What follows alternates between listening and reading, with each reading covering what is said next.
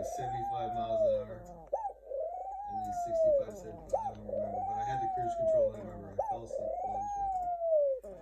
Because the car was on cruise control, right? And I woke up and the car's still going straight down the road. It's the middle of the night. I don't know, sometime early in the morning. Because I was trying to drive straight through. I ended up like doing what you said. I ended up pulling in some rest area and crashing for a few hours and getting back up, finishing the trip. But I know what you're talking about. All right. Nice. You're drifted, and it's when it's dark and there are all the lights, it starts hurting your eyes, and then it's like when you're tired and your eyes are getting heavy, all the blur of the lights and everything and reflecting off stuff, it starts playing tricks on your eyes.